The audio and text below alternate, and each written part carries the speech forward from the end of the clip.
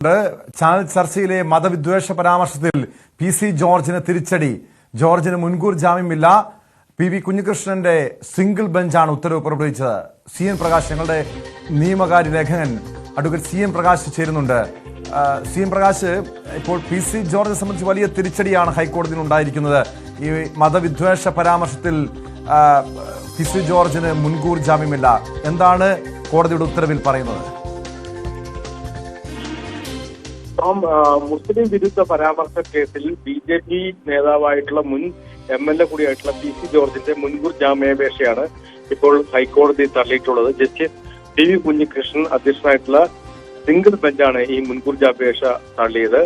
Erattupetta police register ചെയ്ത കേസിൽ മുൻകൂർ ജാമ്യാപേക്ഷ ആണ് തള്ളിയിട്ടുള്ളത്. പി.സി. ജോർജ് നിരന്തരം ജാമ്യ വ്യവസ്ഥ ലംഘിച്ചു എന്നതായിരുന്നു സർക്കാരിന്റെ പ്രധാനപ്പെട്ടുള്ള വാദം. നേരിട്ട് ഹാജരാകാൻ നിർദ്ദേശിക്കണമെന്നും സർക്കാർ ആവശ്യപ്പെട്ടു.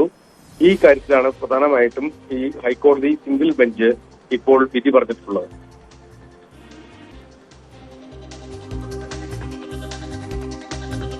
കഴിഞ്ഞ ദിവസം ഈ കേസ് പരിഗണിച്ചപ്പോൾ തന്നെ അഡ്വക്കേറ്റ് സി.എൻ. പ്രകാശ്, കഴിഞ്ഞ ദിവസം ഈ കേസ് പരിഗണിച്ചപ്പോൾ തന്നെ അന്ന് പി.സി. ജോർജിന്റെ അഭിഭാഷകൻ പറഞ്ഞതാണ്, ഈ തത്സമയ ചാനൽ ചർച്ചയിൽ പറ്റിയ അബദ്ധമാണ്, അത് പിൻവലിച്ച് ഖേദം പ്രകടിപ്പിച്ചിട്ടുണ്ട്. പക്ഷേ അത്തരമൊരു അബദ്ധം തുടർച്ചയായി സംഭവിക്കുന്നു. കാരണം പി.സി. ജോർജ് നമുക്കറിയാം, എന്ത് വായി തോന്നിയത് എന്താണെങ്കിലും വിളിച്ചു പോകുന്ന, അല്ലെങ്കിൽ മറ്റുള്ളവരെ മുറിപ്പെടുത്തുന്ന രീതിയിലുള്ള പല പരാമർശങ്ങളും പി.സി. ജോർജിന്റെ ഭാഗത്തുനിന്ന് ഉണ്ടായിട്ടുണ്ട്.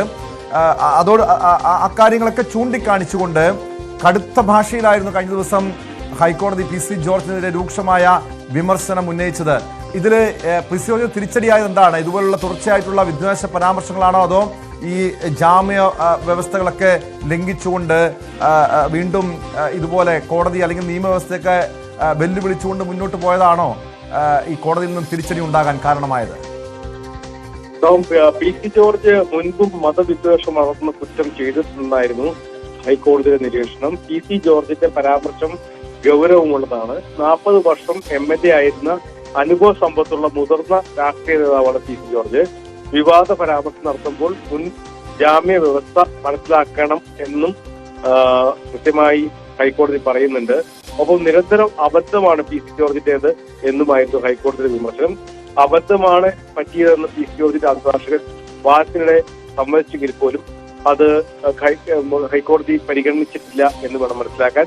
മതവിദ്വേഷം വളർത്തുന്ന പ്രസ്താവന നടത്തിയതിന് 4 കുറ്റകൃത്യങ്ങൾ പി.സി. ജോർജിനെതിരെ രജിസ്റ്റർ ചെയ്തിട്ടുണ്ടെന്നും പോലീസ് ഹൈക്കോടതിയിൽ അറിയിക്കുകയും ചെയ്തിട്ടുണ്ട്.